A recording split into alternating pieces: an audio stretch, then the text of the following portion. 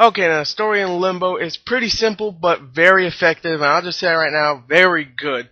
Now, the story is you play as a nameless boy. We don't know who this kid is, and he's pretty much in silhouette. This whole game is in black and white, so he's in silhouette. All you see is like him, like a model of a little boy, and two beady white eyes. So he's just a nameless boy who is in the edge of hell, pretty much limbo.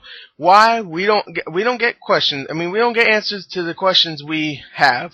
Like, why is he here? Why is his sister here? And what's going on? Why is this thing in here? Which is really cool. That's why I like it. Anyway, he's in here, and so is his sister. So he's pretty much going and looking around for his sister. That's really it. It's pretty much the old kind of story where one's looking for another, pretty much. Someone loves is gone, and that someone has to go find that someone.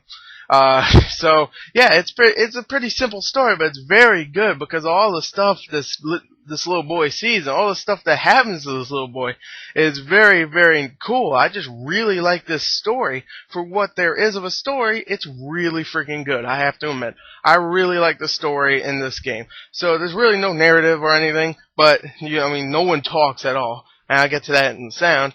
But it's really good. I really, really like the story. It's not fantastic, but I'd say it's fantastic. It's not perfect. It's fantastic though. So let's go into the sound of the game. Okay, now the sound of the game overall, just like the story, is very simple but very effective. I really like the sound. Now, there really is no voiceovers at all, really. I mean, sometimes you hear the boy go, like if you fall into a pit and he'll go, ugh, or something like that, and, die. That's all you really hear. You don't hear any voiceovers besides something like, ugh. You hear a little bit, very tiny bits of music sometimes. You'll hear, like, maybe something that sounds like music, but then you realize it's like maybe a cricket or something, which is really cool, that the sound effects itself confuses you and makes you think you're listening to music.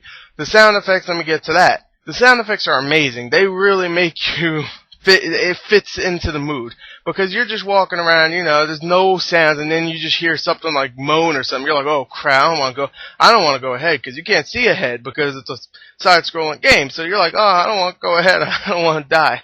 And then something comes up and stabs you, and you're like, oh, Jesus.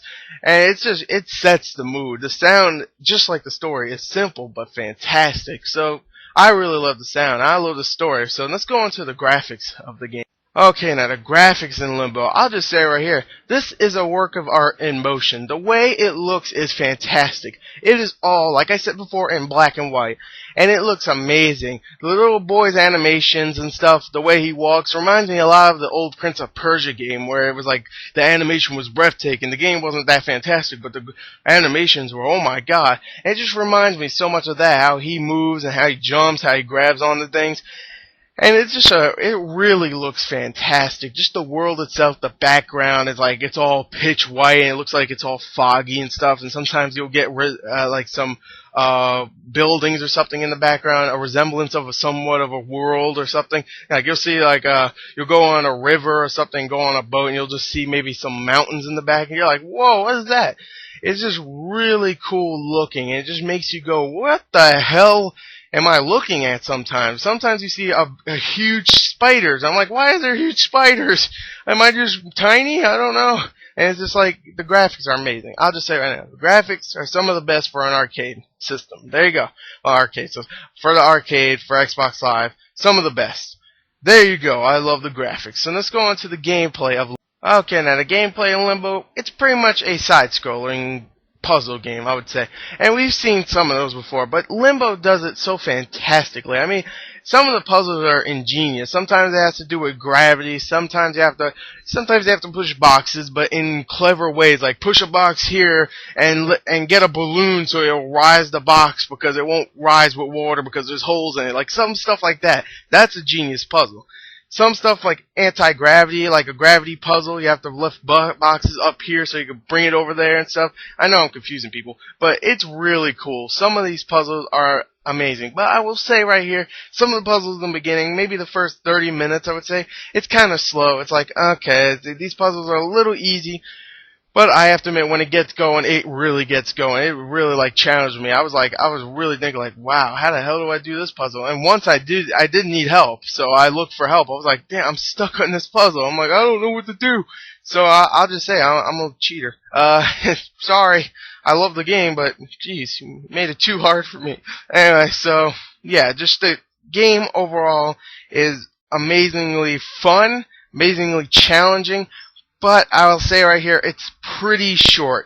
I beat it in about 4 to 4.5 hours, maybe 5 hours, and that's doesn't. I mean, it's $15, and that's still pretty good. I mean, some games like Kane and Lynch 2 are 3.5 hours, and they sell for $60 on retail. And this is much better than Kane and Lynch 2, I'll tell you that. But that also has multiplayer too. This has no multiplayer whatsoever and no replay value really. I mean, I'll definitely come back to this game later on when I forget how to do some of these puzzles so I can actually go, ooh, I don't remember this. How do I do this? But right now, because I still remember, it's not really going to be fun going back to it. It'll just be really easy. So, I mean, they have achievements so you have to go back, like, don't die 5 times or something. So there is some replay value just after the game, but not really any to have actual fun with, just to get an achievement. So overall, even though that is a minor complaint, and it's a little slow in the beginning, I still love this game. It is definitely on my top 10 of favorite games this year, and it's my favorite arcade game this year. I thought Monday Night Combat was. This is my favorite, and this is just a work of art. I love this game. I don't care how short it is. I'm still going to give it a great score. So overall, a great game. Yeah, there you go. Thank you, and bye. Oh, also forgot to mention, if you want my full written review, an actual full written review, click on the link below and it will take you to my Gaming Freaks review. It's the same score, so if you want to see my score, then go to Gaming Freaks, and you don't need to read the whole review. You can just see what I gave the scores to, because I pretty much said almost the exact same thing in that review. So expect more written reviews, and yeah, thank you and goodbye.